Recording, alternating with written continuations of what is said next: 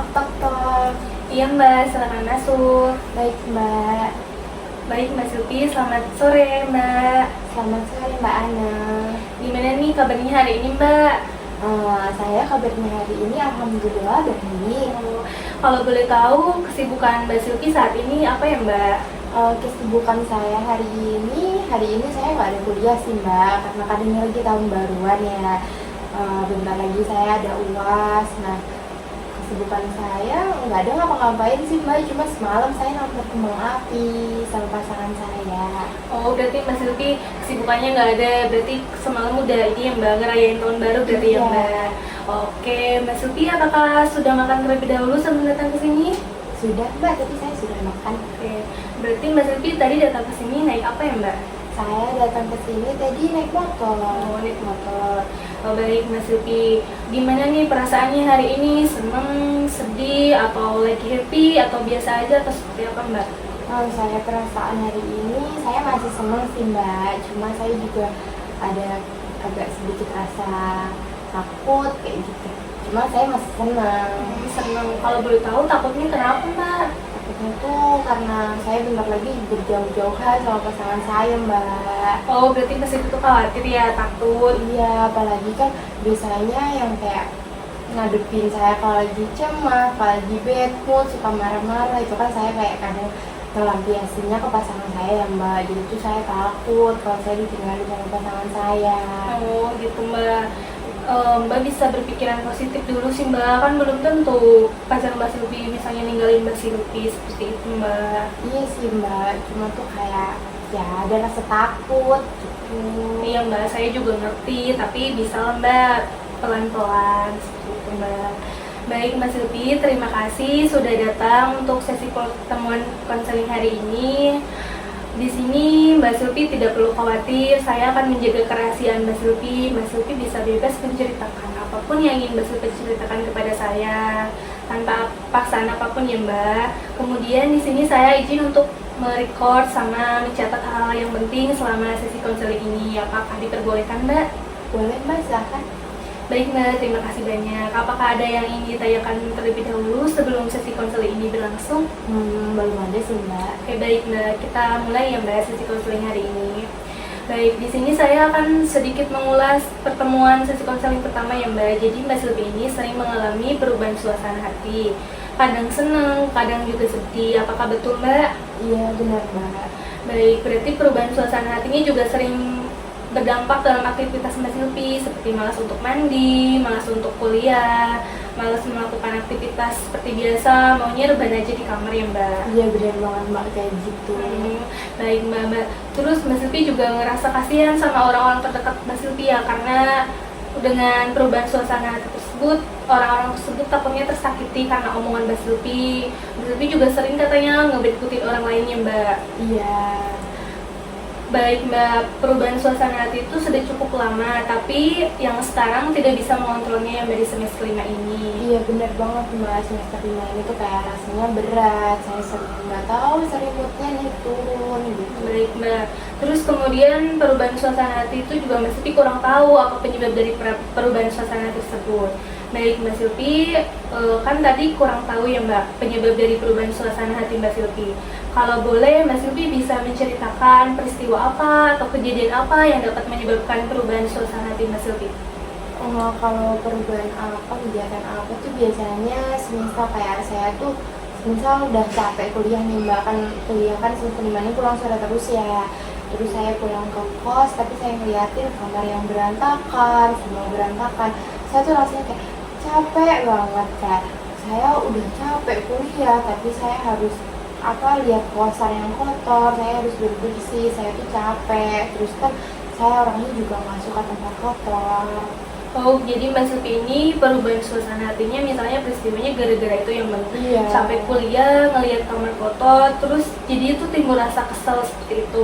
Nah, kalau misalnya lagi capek kan bisa Mbak istirahat terlebih dahulu, misalnya nanti bisa dibereskannya nanti kalau capeknya udah hilang. Bisa kan Mbak seperti itu? Kenapa Mbak Silvi nggak ngelakuin itu terlebih dahulu? Iya juga sih Mbak. Cuma yang mungkin kemarin-kemarin saya kayak lebih dominan sama keselnya saya gitu. Oh, berarti karena keselnya Mbak Silvi ya, yang terlalu membuat Mbak Silvi itu jadi mengalami pemikiran yang negatif seperti itu ya Mbak. Nah, apa sih yang terlintas dalam pikiran Mbak Silvi mengenai kamar kotornya Mbak Silvi, atau apa pemikiran Mbak Silvi mengenai kamar kotor tersebut Mbak? Di pemikiran saya tuh ya karena saya udah capek nih Mbak, terus saya harus membereskan kosan, saya harus yang rasanya makin capek gitu. Saya tuh maunya kayak saya pulang kuliah sudah capek, saya mau istirahat. Nah sedangkan saya tuh nggak bisa istirahat di tempat kotor. Oke, baik. Berarti Mbak Silvi ini tipe orang yang nggak bisa ya Mbak buat tidur di tempat kotor meskipun capek harus diberesin terlebih dahulu ya Mbak? Bener banget. Oke, baik Mbak. Saya juga pernah Mbak dari posisi Mbak Silvi, saya juga pernah mengalami perubahan suasana hati. Emang nggak enak sih Mbak. Iya. Ketika misalnya tadi capek, saya juga dulu pernah Mbak capek pulang kuliah terus ngeliat kamar kotor. Ya saya juga ngerasa kesel gitu loh, kenapa sih kamar kotor tapi kita tuh lagi capek. Tapi Iya. di situ saya berusaha untuk kayak memedam emosi saya Mbak, kayak ya udah nanti aja diberesinnya, istirahat terlebih dahulu. Emang nggak mudah sih Mbak. Nah Mbak, bisa nih kita bermain peran. Apakah mau Mbak bermain peran dengan saya? Boleh. Nah misalnya gini Mbak, saya nih ada di posisi Mbak Silvi. Mungkin tadi yang saya akan lakukan kalau capek ya saya istirahat terlebih dahulu. Kemudian udah nggak capek ya saya bersihkan. Terus untuk mengurangi perubahan suasana hati itu misalnya saya dengan mendengarkan musik Mbak, jadi kayak menambah mood kita gitu loh Mbak, jadi kayak semangat juga, jadi kayak rasa kesel tuh jadi tergantikan sama rasa tadi itu, kebahagiaan tadi yang dari dengerin musik jadi seneng, happy seperti itu. Nah kan Mbak Silvi juga ini ya sering ngikutin orang lain. Coba dibalik Mbak Silvi ada di posisi orang lain. Nah, apa yang Mbak Silvi rasakan atau bagaimana perasaan Mbak Silvi? Ya terus saya pasti juga ikut kesel sih Mbak kalau tiba-tiba kayak di bad moodin gitu. Nah, Mbak Silvi kan bisa merasakan kan apa yang orang lain rasakan. Emang nggak enak bukan Mbak, tiba-tiba dibet-mutin orang lain. Iya nggak enak Mbak. Nah, kenapa Mbak Silvi bisa berpikiran seperti itu atau tiba-tiba ngebet-mutin orang lain? Ya karena tuh kadang kayak susah kayak lagi emosi gitu ya Mbak. Terus kayak ada orang lain yang ngajak ngobrol apa, terus saya kayak nggak suka tuh saya langsung sensi gitu Mbak. Oh, oke Mbak. Nah Mbak Silvi boleh tuh mencoba pelan-pelan untuk mengubah pikiran-pikiran yang negatif itu ke arah yang positif dengan cara misalnya mengatur emosi Mbak Silvi. Terus misalnya kalau lagi capek ya istirahat terlebih dahulu Mbak, jangan dipaksain. Terus juga Mbak Silvi kalau misalnya capek dan perasaannya lagi gak enak ya jangan dilampiasin ke orang lain Mbak, seperti itu. Berarti Mbak Silvi sudah mengetahui apa permasalahan dari perubahan suasana hati ini Mbak Silvi? Iya Mbak, saya sudah mengetahui ternyata memang mungkin pola pikir saya yang salah terhadap masalah yang sudah saya lalui gitu ya Mbak. Mungkin saya bisa berpikir positif lagi untuk depannya. Nah benar sekali Mbak, itu ada di pola pikir Mbak Silvi yang negatif terhadap kejadian atau peristiwa yang mengakibatkan Mbak Silvi itu jadi sering kesel seperti itu Mbak.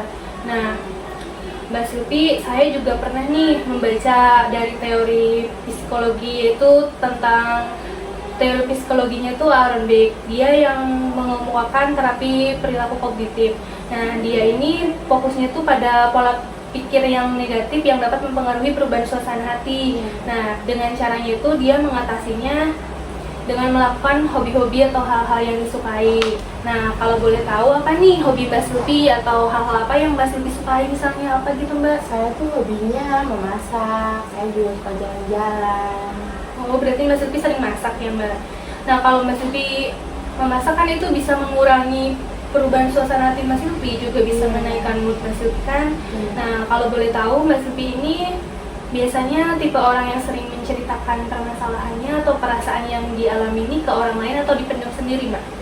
Saya lebih suka ke cerita sih, cuman ceritanya tuh kayak ke orang terdekat saya, mungkin kayak sahabat saya atau pasangan saya gitu. Oh, baik, berarti Mbak Silvi sering menceritakan ke pasangannya Mbak, jadi nggak dipendam sendiri ya Mbak? Baik Mbak. Mbak Silvi sudah benar sih Mbak menceritakan apa yang Mbak Silvi rasakan ke pasangan Mbak Silvi. Terus Mbak Silvi juga tadi kan sudah menyadari ya apa permasalahannya itu ada di pola pikir Mbak Silvi. Nah saran saya sih Mbak Silvi mungkin bisa pelan-pelan untuk mengubah pola pikir yang negatif ke arah yang positif. Terus juga Mbak Silvi bisa nih, misalnya melakukan hobi-hobi yang Mbak Silvi sukai tadi. Terus juga tadi Mbak Silvi menceritakan kan apa yang Mbak Silvi rasakan, jadi perasaannya tidak dipendam sendiri Mbak. Nah, saya ada dua cara atau dua pilihan untuk mengatasi perubahan suasana hati Mbak.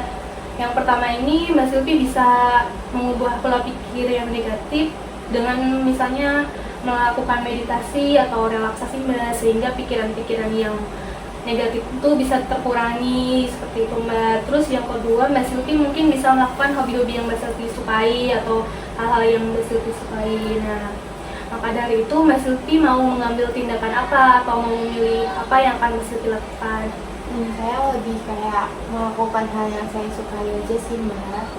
Oke, baik, berarti Mbak Silvi mau memilih yang melakukan hal yang Mbak Silvi sukai ya Mbak. Baik, berarti Mbak Silvi apakah sudah yakin dengan keputusan Mbak Silvi ini? Iya, saya sudah yakin. Berarti Mbak Silvi siap untuk berkomitmen dan berjanji kepada saya untuk mengambil keputusan tersebut. Iya Mbak, saya mau berjanji. Oke, baik, berarti Mbak Silvi tidak boleh ini ya Mbak, ingkar sama janji Mbak Silvi. Berarti Mbak Silvi harus pelan-pelan untuk mengubah perubahan suasana hati tersebut. Baik, Mbak Silvi, terima kasih ya Mbak udah menceritakan permasalahan itu kepada saya. Saya tahu mungkin ini permasalahan itu sangat mendalam ya Mbak, tapi saya tuh bangga bisa mendengarkan cerita Mbak Silvi seperti itu. Iya Mbak.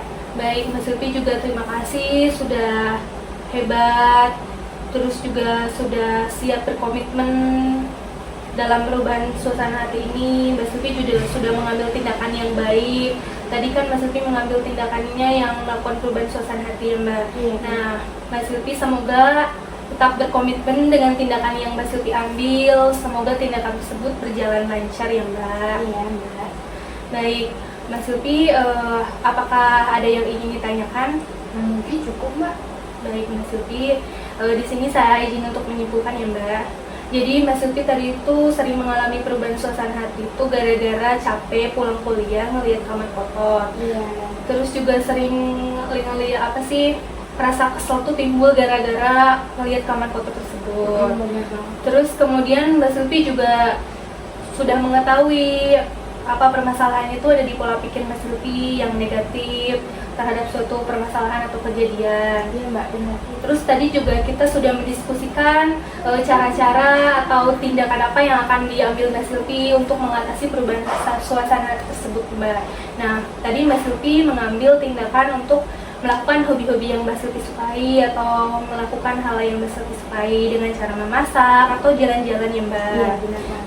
Terus Mbak Silvi juga tipe orang yang sering menceritakan perasaannya tuh kepada pasangan Mbak Silvi seperti itu Mbak.